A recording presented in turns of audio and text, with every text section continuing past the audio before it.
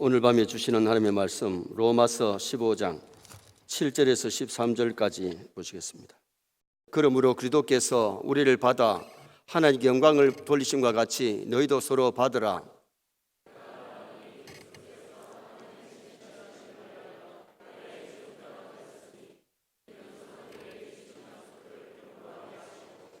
이방인들도 그 긍휼하심으로 말미암아 하나님께 영광을 돌리게 하려 하심이라. 기록된 바 그러므로 내가 열방 중에서 주께 감사하고 주의 이름을 찬송하리로다 함과 같으니라.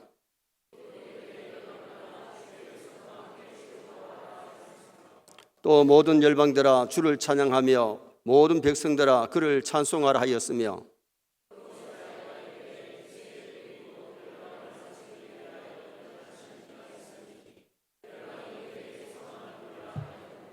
같이 봅니다. 소망의 하나님이 모든 기쁨과 평강을 믿음 안에서 너희에게 충만하게 하사 성령의 능력으로 소망이 넘치게 하시기를 원하노라. 아멘. 한번 따라 하시겠습니다. 하나님께 영광을 돌리심과 같이 너희도 서로 받으라. 한번 물어봅시다. 로마서가 몇 장까지 되어 있습니까? 16장까지. 근데 1장에서 11장까지는 무슨 내용이라 그랬습니까? 벌써 다 잊어버렸나요? 1장에서 11장까지는 교리 부분입니다. 교리를 말씀했고 12장에서 16장까지는 성도의 생활을 말씀했어요. 믿음은 행함과 함께 일해야 될 줄 믿습니다. 행함이 없는 믿음, 죽은 믿음입니다. 그래서 우리가 교리를 믿어야 되고 그 다음에는 그 말씀대로 실천하는 생활에 옮기는 그 신앙이 되어야 살아있는 바른 신앙이라고 말할 수 있는 거죠. 오늘 본문은 바울이 유대인과 이방인의 융화관계, 기독교인들이 불신자를 너무 적대시하면 안 된다는 겁니다. 지금 이 성경을 쓸 때만 해도 로마가 이스라엘을 지배하고 있었습니다. 유대인들이 로마인들을 적대시하고 로마인들이 유대인들을 적대시하는 그런 관계 속에 살았어요. 그러므로 바울이 로마에 있는 성도들에게 편지하면서 너희들이 이방 사람들을 너무 적대하면 안 된다. 로마인들을 너무 적대하면 안 된다. 로마인들은 유대인들을 적대하면 안 된다. 좀 융화해라. 그것을 말씀해 주고 있습니다. 그래서 오늘 저녁에는 성도의 융화관계라는 제목으로 말씀을 드리려고 합니다. 융화가 뭡니까? 융화는 서로 풀어져 의좋게 지내는 것, 사이좋게 지내는 것을 융화라 그래요. 자꾸 담을 쌓고 적대시하고 위호하고 그렇게 하면 안 되잖아요. 일가 친척들 관계, 교우들 관계도 담을 쌓지 말고 융화하시기를 축원합니다. 서로 풀어져서 사이좋게 재미있게 그렇게 살아야 되죠. 그래서 오늘 이 본문 속에서 우리에게 말씀하는 것은 이 로마서를 통해서 성도는 유대인이나 이방인이나 로마인이나 불신자나 간에 적대하지 말고 좋은 관계 속에 살아야 될 것을 말씀했어요. 또 이 융화라고 하니까 죄와 타협하라고 오해하는 사람이 있는데 죄가 아닌 이상 사이좋게 융화라는 거예요. 서재성 목사님이 그런 얘기를 합니다. 자기가 스님으로 있을 때에 역전에 이렇게 차를 타러 나가면 시내에 있는 청년들이 나와서 전도지를 뿌리며 전도한대요. 전도하다가 자기를 만나면, 승복을 입은 자기를 만나면 죽놈이라 한대. 스님 소리는 안 하더라도 그 사람이 뭐 중이라 해도 괜찮은데 죽놈 새끼 한대. 그러면 됩니까 안 됩니까? 여러분 좀 그 소리 할 소리 있는 것 같아. 여러분 오늘 우리가 타 종교인이라도 타국인이라도 신앙인들이 너무 적대시하는 것은 기독교의 바른 정신 아닙니다. 오늘 이 성도들은 사람을 미워하면 안 되고 사람을 적대시하면 안 되고 융화하면서 살아야 될 줄 믿습니다. 정말 성도들이 불신자 타 종교인들 다 적대시하면 안 돼요. 그런데 우리 신앙인들이 그런 관계를 하고 있다는 거예요. 예를 들어서 스님이 차를 몰고 가다가 교통사고가 나서 언덕에 떨어졌다. 그러면 끌어내어 가지고 병원에 좀 실어가지고 치료하도록 그렇게 해야 되는데 중놈이기 때문에, 스님이기 때문에 죽으라고 그냥 가면 안 된다는 겁니다. 무슨 말씀인지 이해가 가십니까? 목사가 지금 설교를 잘못하고 있습니까? 여러분, 오늘 우리가 기독교는 사랑의 종교인 줄 믿습니다. 하나님의 넓은 입장에서 보면 누구든지 믿고 돌아와서 구원 얻기를 바라십니다. 그래서 서재성 같은 스님도 머리 깎고 산속에 들어가서 절에서 몇 년 동안 돌을 닦다가 병이 들어가지고 누워있는데 집안 형님이 와가지고는 성경책을 주면서 이 사람아, 심심하니까 이거 좀 읽어보라고. 그래 이제 서재성도 아니 내가 그래도 스님인데 어떻게 성경책을 보라고 주느냐고. 그래가지고 저 구석에 쳐봐놓고는 안 봤대. 그래서 종일 아빠가 누워있는데 그래 이제 생각이 나가지고는 성경을 펴가지고 이런데 보니까 마태복음, 마가복음, 누가복음, 요한복음에 예수님이 병자를 왜 이렇게 많이 고쳤는지, 죽은 자를 살리고 병자를 고치고. 그래서 마음이 내가 돌을 닦다가 지금 현재 이렇게 누워있는데, 그래서 그분이 누구를 찾아갔느냐 하면 헌신의 권사를 찾아가서 기도받고 병이 났었어요. 스님이라고 하나님이 안 된다, 니를 죽어라 버려두지 않았어요. 그리고 그분이 신학 공부를 해가지고 목사님이 됐어요. 제가 총신대학원에 다닐 때에 자주 만났거든요. 우리 교회도 와서 신앙 간증을 했잖아요. 그리고 오늘 우리가 신앙생활 할 때에 우리 믿는 사람은 똘똘 뭉쳐가지고 잘 살면 되는 게 아니고 불신자들과 융합관계를 하면서 전도해야 되고, 누구든지 사람을 적대하셔야지 말하는 겁니다. 요새 우리 한국에도 인도 사람, 필리핀 사람, 태국 사람, 필리핀 사람 많이 왔잖아요. 그 사람들 적대시하면 안 돼요. 어떤 사람은 외국 사람이라고 돈도 적게 주고 회사에서 일하다가 상처가 났는데도 그냥 가다가 내쫓는 그런 짓을 하는 사람들이 있는데 그러면 안 되잖아요. 그럼 오늘 이 본문에서 우리에게 주는 교훈이 뭐냐? 첫째는 서로 받아들이라고 말씀합니다. 자, 7절 말씀 우리 다 같이 한번 읽으시겠습니다. 7절 말씀. 그러므로 그리스도께서 우리를 받아 하나님께 영광을 돌리심과 같이 너희도 서로 받으라. 할렐루야. 하나님이 우리를 받아주실 때에 우리는 의인이기 때문에 받아주신 것 아니에요. 지옥 갈 수밖에 없는 죄인인데도 하나님 우리를 받아주셨어. 그러므로 바울이 로마교회 편지하면서 하나님 우리를 받아주신 같이 너희들도 다른 사람들을 받아들여라. 그것을 여기 본문에서 말씀하고 있는 겁니다. 당시 유대인들의 신전의식은 대단히 배타적이었는데 서민 이스라엘과 이방인들을 양분해가지고 하나님은 이스라엘 백성만 사랑하신다, 편파적인 생각을 가지고 있었어요. 심지어 이방 사람들을 하나님 만드신 것은 지옥의 땔감으로 만들었다는 겁니다. 얼마나 생각이 잘못됐습니까? 하나님 이방 사람들을 지옥의 땔감으로 안 만드셨어요. 유대인이나 이방 사람이나 동일한 줄 믿습니다. 그래서 사마리아 사람들은 순수한 유대인의 피를 받지 않은 사마리아 사람들 개같이 취급했어요. 갈릴리에서 유대로 가거나 유대에서 갈릴리로 갈 때에 중간에 사마리아를 갖다 지나면 가까운데 사마리아 사람들 개같이 취급해가지고 빙 둘러서 갔어요. 사마리아 사람들하고는 대화도 안 하고 말도 잘 안 하려고 그랬고 그들이 주는 음식도 안 먹고 그렇게 취급을 했던 겁니다. 그래서 그러나 예수님은 돌아가지 아니하시고 바로 가시다가 사마리 우물가에 앉으셔가지고 있는데 제자들이 음식 사러 간 다음에 음식 구하러 간 다음에 한 여인이 물길로 나오는데 예수님이 물 좀 주시오, 물 좀 달라고 했더니 그 여인이 뭐라 그래요? 당신은 유대인인데 어찌하여 나한테 사마리아 여자한테 물 좀 달라고 하시나이까? 이 관계가 벌써 굉장히 골이 깊었던 것을 얘기하잖아요.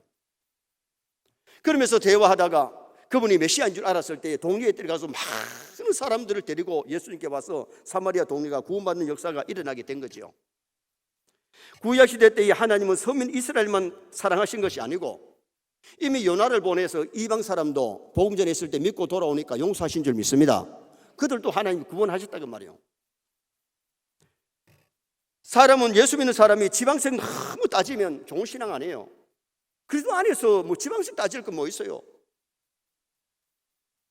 여러분, 그리스도 안에서는 누구든지 사랑하고 불쌍히 여기고 긍휼히 여길 수 있는 그런 우리가 되어야 되고, 인종적 사람을 차별하면 한 형제인데 그러면 안 된다는 거죠. 오늘 본문 7절 말씀은 바울은 그리스도께서 유대인이나 이방인이나 다 용납하는 것처럼 우리도 세상에 살 때에 거리감 두지 말고 담을 쌓지 말고 모든 사람과 함께 융화하라, 받아들여라. 미국의 흑인이 백인 지역에 볼일 보러 갔다가 주일날 자기 교회로 돌아가지 못해서 백인 교회 예배를 드리려고 갔더니 관리 집사님이 나오더니만 막더라는 겁니다. 나도 여기 가서 예배 드려야 된다 그랬더니 백인들이 드리는 교회에 흑인이 들어올 수 없다는 거죠. 쫓겨나가지고 예배 시간은 다 됐는데 저 밖에 쫓겨나가지고 교회 담벼락 밑에서 그냥 성경 보고 찬송하고 예배 드리려고 하는데 누가 찾아오셔서 왜 여기서 예배를 드리느냐, 저 교회에 들어가서 예배를 드리려고 하는데 쫓겨났습니다. 그래, 쫓겨났니? 나도 쫓겨났다. 근데 보니까 예수님이시더래요.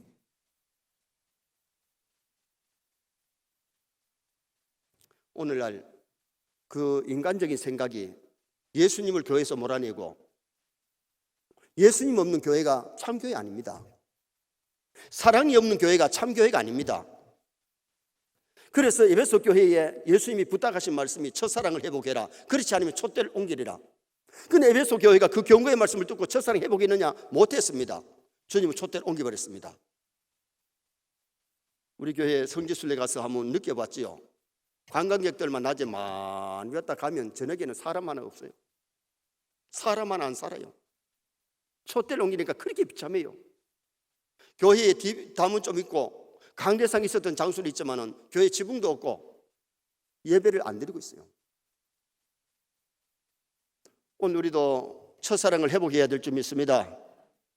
인종차별하고 사람을 무시하고 인격을 무시하는 그런 사람 되면 참된 크리스찬은 아닙니다.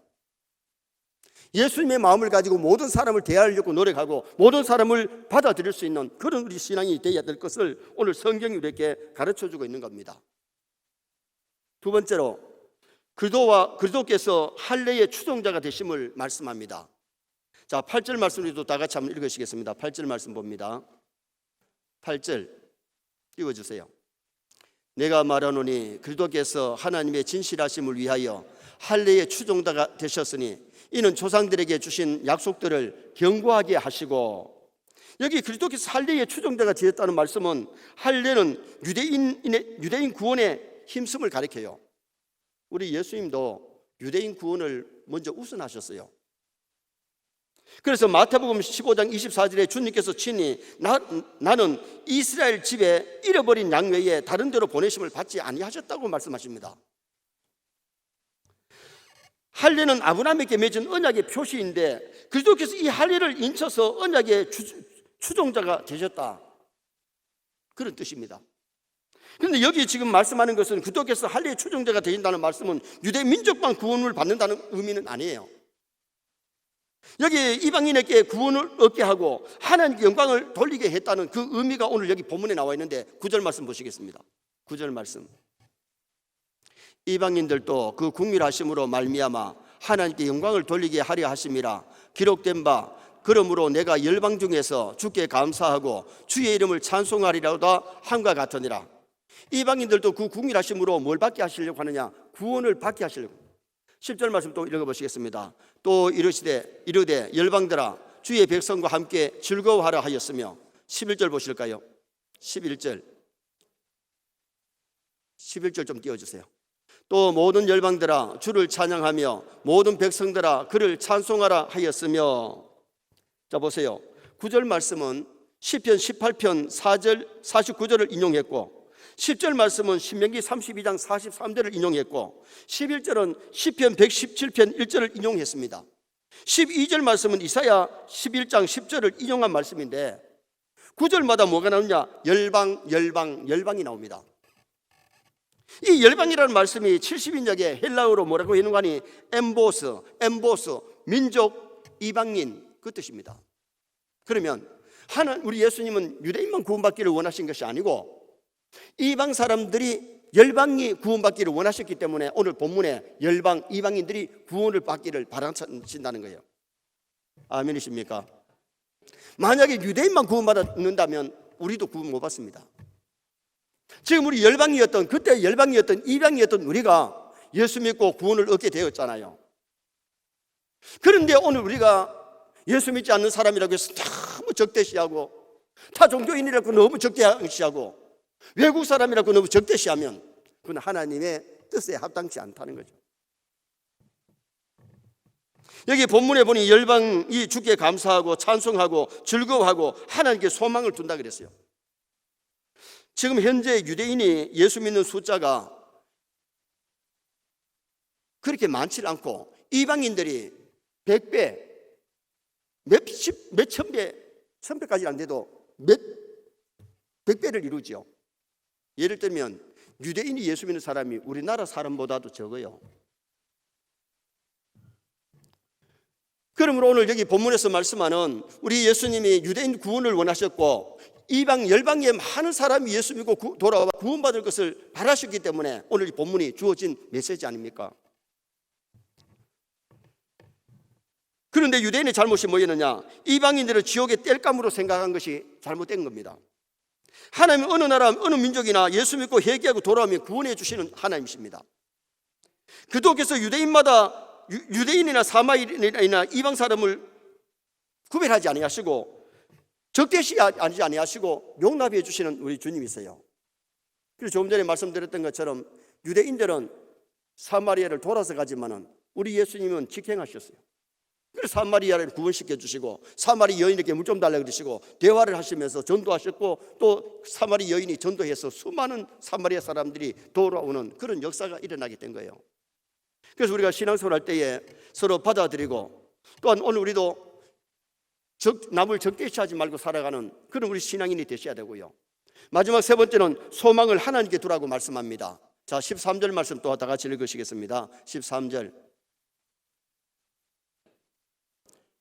자, 다시 읽겠습니다. 오늘 좀 늦은 것 같아요. 다시 읽겠습니다. 소망의 하나님이 모든 기쁨과 평강을 믿음 안에서 너희에게 충만하게 하사 성령의 능력으로 소망이 넘치게 하시기를 원하노라. 아멘. 하나님 믿으면 소망이 넘칠 줄 믿습니다. 평강이 넘칠 줄 믿습니다.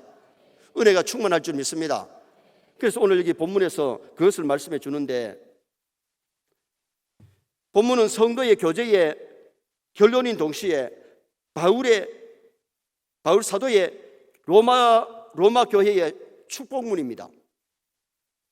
하나님은 소망의 근원이십니다. 우리에게 믿음을 통하여 모든 기쁨과 평강을 주시기를 기뻐하시고 소망하신다는 거예요. 하나님께 소망을 두고 성도의 교제, 사람들과 융화하면서 기쁨과 평강을 누리시기를 축원합니다. 진짜 하나님께 소망을 둬야 기쁨이 있고요, 사람들과의 바른 관계를 맺어야 기쁨과 소망이 있는 거지, 담을 쌓으면 자기 마음에 벌써 기쁨이 사라지는 겁니다. 남을 위하고 적대시하면 자기 마음의 기쁨이 사라지는 겁니다. 하나님께 소망을 두고 천국에 소망을 두고 사람들과 바른 관계를 맺을 때에 참 기쁨과 소망이 주어진다는 것을 여기서 말씀하고 있잖아요.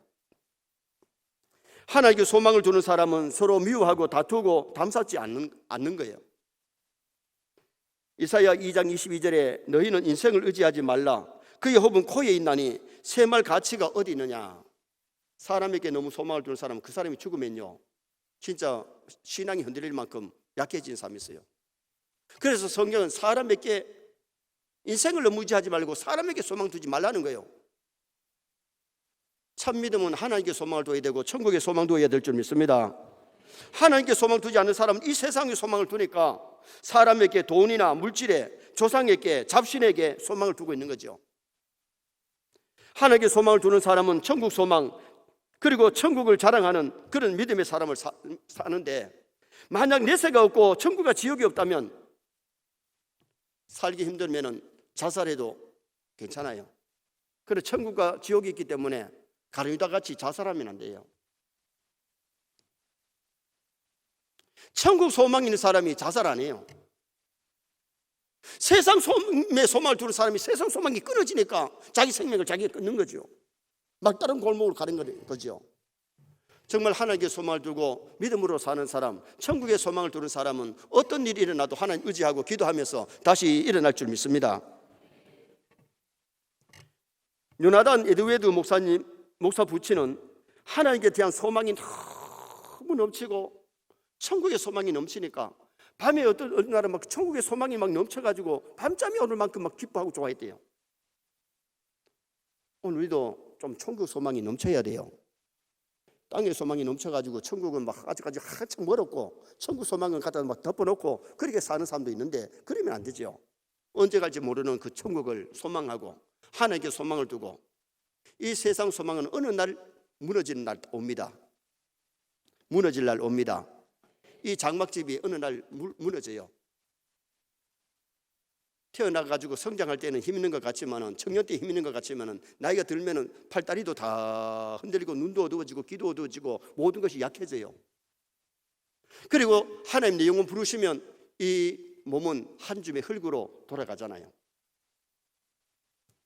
이 세상 소망은 어느 날 끊어질 날 오는데 이 세상 소망 끊어질 날 우리는 천국에 입성하는 날 하늘나라 천국에 들어가기 때문에 하나님께 소망을 두고 천국에 소망을 두고 사는 그런 우리 성도가 되어야 될 것을 말씀해요.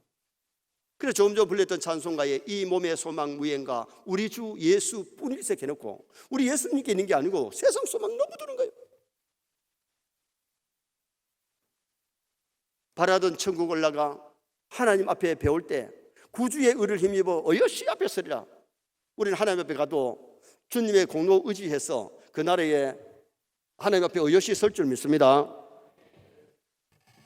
그래서 우리는 천국의 소망을 두는 우리이기 때문에 용서하면서 살고 화평하면서 살아야 됩니다. 저의 7, 8동기, 총신 7, 8동기 중에 김치창 교수님이 총신대 교수로 있습니다. 그 교수님이 10년 전에 친구가 10년 전에 학생처장을 맡고 있을 때에 한 학생이 징계를 받아야 할 일이 생겼어요. 그런데 그 학생은 잘못을 인정하고 반성하고 용서를 비는 게 아니고 교수님을 찾아와서 학생처장을 찾아와서 잘못을 덮고 처벌하지 말아달라고 요청을 하는 겁니다. 그러면서 그 학생은 뭐라고 하니 예수님은 더한 죄도 용서하시는데 왜 학생처장님은 내 잘못을 용서 안 해주느냐고 그러면서 때를 써더래요. 왜 이런 일이 생깁니까? 용서가 가해자의 잘못을 감수하고 없던 길로 만들고 자비를 베풀고 회개하여야 하고 재결합하는 것이라고 오해하기 때문입니다. 여러분, 용서는 진정한 용서는 참으로 잘못을 뉘우치고 회개할 때 용서입니다. 우리 하나님도 넓은 의미에서는 우리 용서 다 해놨어요. 그러나 참 회개는 회개할 때에 하나님 용서하시기 때문에 회개하라 그런 거지. 예수님의 첫 번째 설교 제목이 회개하라 천국이 가까웠다 그랬어요. 그리고 또 화해라는 것은 어떤 의미가 있느냐 하면 화해는 본인이 잘못을 인정하고 예를 들어서 피해 입힌 것을 보상했을 때에 참 화해가 이루어져요. 용서하고 또 화해는 또 다른 거예요. 그런데 오늘날 많은 사람들이 잘못을 저질러 놓고 무조건 용서만 해달라고 그래도 안 되잖아요. 화해라는 것은 자기 잘못을 인정할 뿐만 아니라 보상할 것 보상하고 화해를 구해야. 그래서 요 사이에 합의라는 것이 있잖아요. 교통사고를 냈든지 무슨 일이 있을 때 합의 본다는 것이 있잖아요. 가해자가 피해자에게 만족하게 해줬을 때 그게 화해가 이루어지는 거지. 그렇지 않으면 참 화해가 이루어지지 않는 거잖아요. 오늘 우리가 하나님께 소망을 두는 사람들이 이 세상에서 넓은 의미에서 남을 용서하면서 사시기 바라고요. 화목하며 사시기를 바랍니다. 그래서 정말 화목하고 화해하면서 살면 마음에 평강이 넘치지만은 미워하고 적대시하고 화해하지 못하면 평안이 없어요. 오늘은 성도의 융화관계, 어느 나라 어느 민족이든지 차별하면 안 되고 서로 용납하고 받아들여라. 주님은 유대인이나 헬레인이나 누구든지 믿으면 구원을 시켜주시는 그 진리를 오늘 이 본문에서 말씀하고 있고 소망을 하나님께 두고 살아가야 되고 천국에 소망을 두고 살아가는 나와 여러분 다 되시기를 주님의 이름으로 축원합니다.